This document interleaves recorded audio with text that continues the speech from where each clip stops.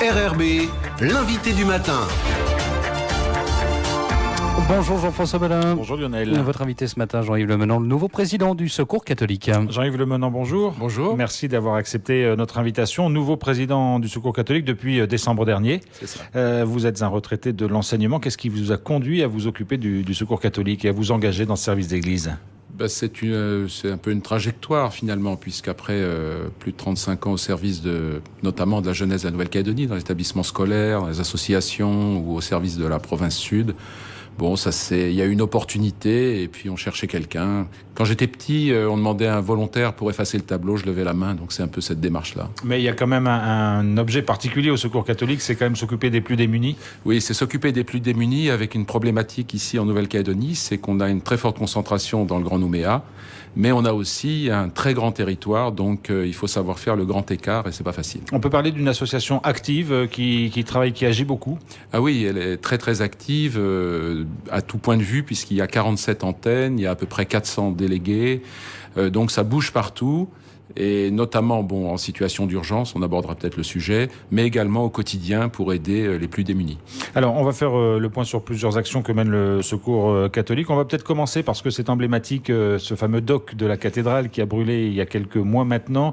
Qu'est-ce qui est prévu à la place ? Est-ce qu'il y a quelque chose de prévu et quelle forme ça pourrait prendre ? Oui, bien sûr. Alors, le dock a brûlé, ça a été un gros traumatisme.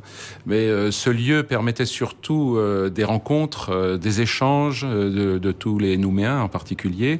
Et il y a un projet de reconstruction qui est en cours, qui est, paraît-il, en bonne voie. Enfin, c'est ce que l'on m'a dit. Mais nous devons, réagir par rapport à ça. Et dans notre dock de Vallée du Tyr, qui a été au départ consacré uniquement, on va dire, au stockage des denrées, des matériaux, des meubles, etc., eh bien, nous allons reconstruire la bibliothèque de façon à ce que quand le bâtiment définitif sera reconstruit près de la cathédrale, il n'y aura plus qu'à déménager. Voilà, l'idée, c'est d'en faire toujours un lieu de rencontre et d'échange ? Et oui, parce que les gens qui apportent ou viennent chercher un livre, eh bien, ils vont croiser aussi d'autres personnes qui viennent au Secours catholique pour d'autres motifs. Et cette rencontre, elle est salutaire.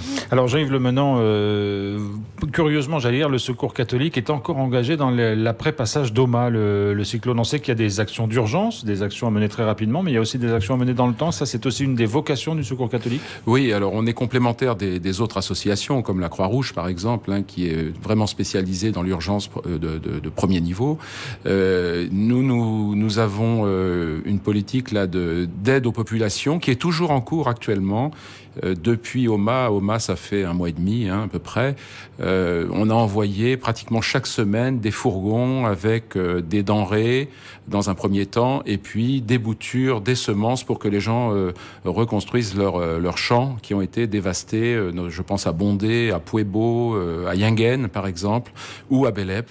Où jusqu'à Belep, nous avons envoyé de quoi refaire des champs pour les cultures vivrières. C'est vrai qu'on ne mesure pas toujours dans le temps, mais quand des cultures vivrières sont détruites, ça prend beaucoup de temps de reconstituer derrière. Exactement. Et là, on peut dire qu'il y a une très très grande solidarité de la part des gens de la côte est, Canala par exemple, Naketi, et les îles, qui ont même pris la parole en disant qu'ils étaient tellement heureux de rendre service. Donc ça c'est très encourageant.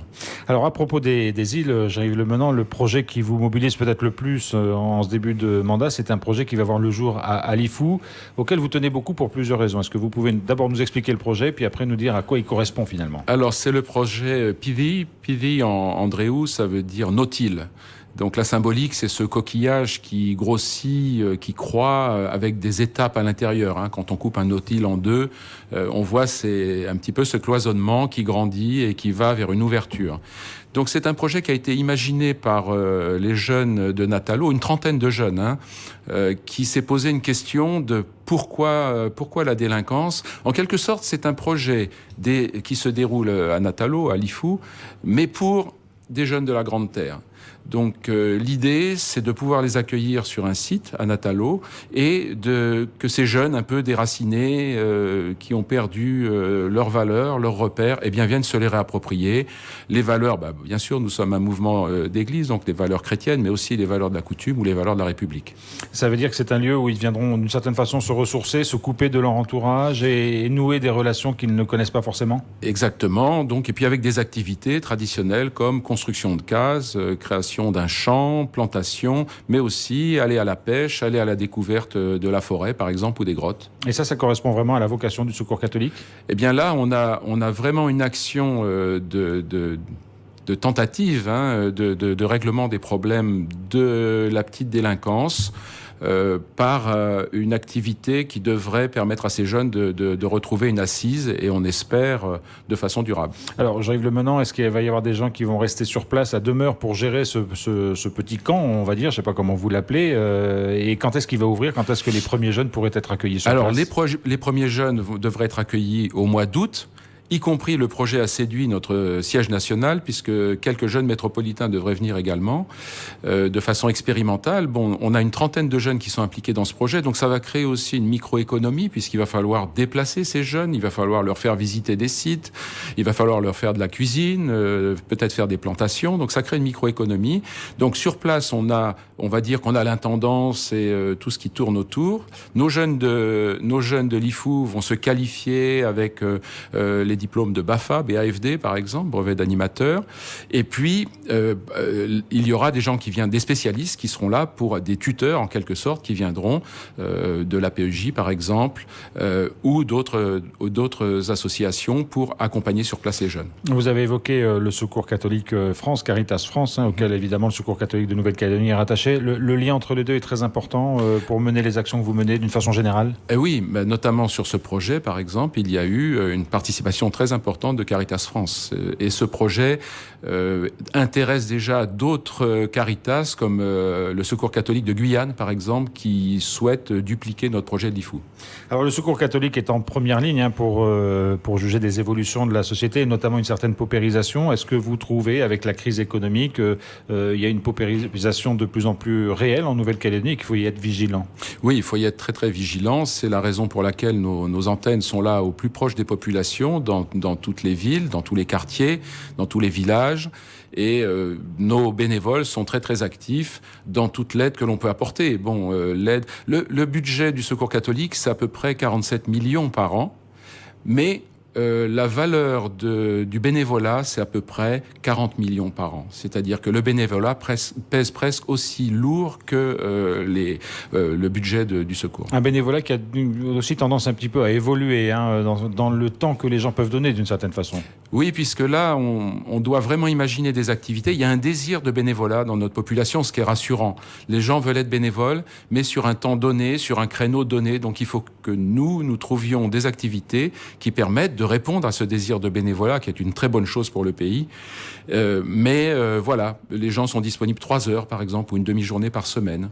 Mais il faut beaucoup de monde. Par exemple, au camp Est, pour organiser l'accueil des familles qui viennent voir leurs proches prisonniers, il faut 35 personnes. Il faut 35 personnes, voilà. À l'année? 35 personnes par semaine. Par semaine, voilà. Et voilà. Ça, vous avez du mal à les trouver par moment? Pas trop, parce que curieusement, on a beaucoup de volontaires pour sur ce sujet-là. Alors, le Secours catholique apporte une aide matérielle aux plus démunis, mais aussi une aide morale, une aide spirituelle, ça fait partie d'un tout?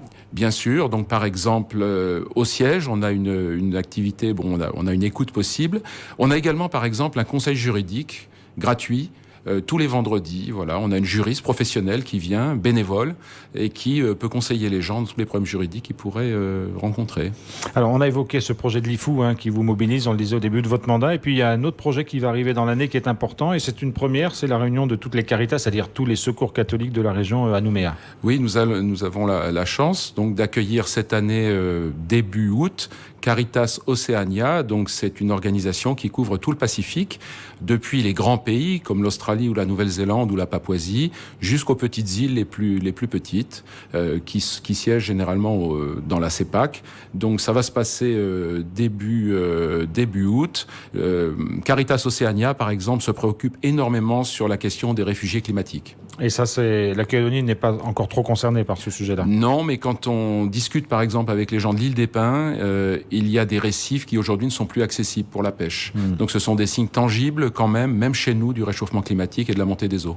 Jean-Yves Lemenand, pour terminer, quand on s'engage comme vous dans une tâche bénévole aussi importante, on ne mesure pas forcément tout ce qu'il y a à faire. Aujourd'hui, il n'y a aucun regret de votre part? Ah non, non, aucun regret. Et puis une passion pour cette association qui est vraiment proche des populations et qui regroupe des personnes de toute origine, toutes ces personnes qui veulent offrir, donner, passer du temps. C'est extrêmement rassurant aussi pour l'avenir du pays. Jean-Yves Lemenand, merci beaucoup d'avoir été avec nous ce matin. Merci.